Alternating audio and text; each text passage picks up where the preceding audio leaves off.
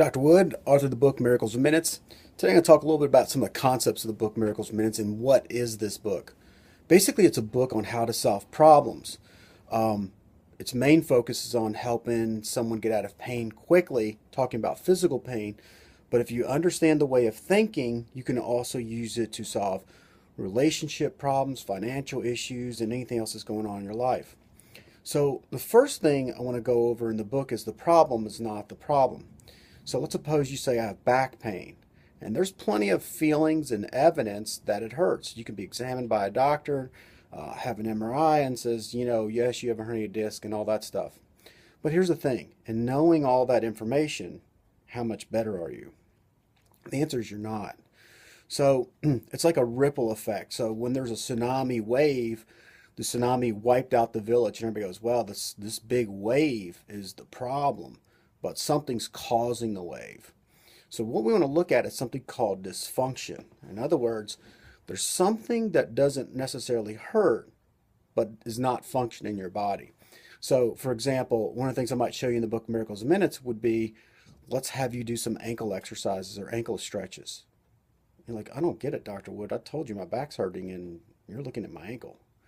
That that doesn't make sense to me.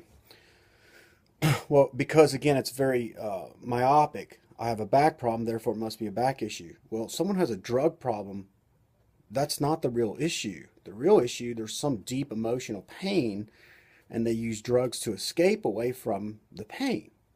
Okay, so it could be they don't love themselves or they don't think that they're lovable. That's what we need to confront because that's the real deep-rooted pain that when someone gets quiet, that they're trying to get away from, to escape, to avoid. And drugs just happens to be that mean. It could be alcohol.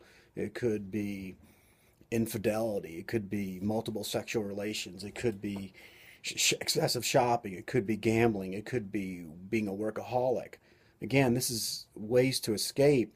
When we get quiet, this pain, this voice starts to bubble up. We try to get away from it. So, Miracles in Minutes is, what are the skills needed for good movement? And it's like, does all your joints work? Are they functioning? If not, why not? Or is something else causing that joint to lock up? So it's a way of thinking, it's a way of investigating where you can try things out and see what works for you. The caveat is when you hit the nail on the head, you will see some pretty quick progress a lot of times. It could, and that's why I call it Miracles in Minutes, because it's like, I cannot believe I've had this problem for 5 years, 10 years, and in 30 minutes, 3 minutes, it feels this much better.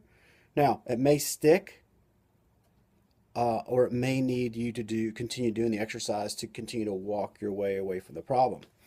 So you might want to keep a journal. It's one of the things I'd recommend to find out if what you're doing is working or not and it's sticking. Like write down how you feel in the morning, rate your pain down, are you making progress? So Peter Drucker said what gets measured gets improved. Our minds can't remember all this stuff. We can't even remember what we had for lunch last Monday. So when we're thinking about our solving problems, if we don't write it down and journal a little bit, then you won't know if what you're doing is working or not. So you want to do what works.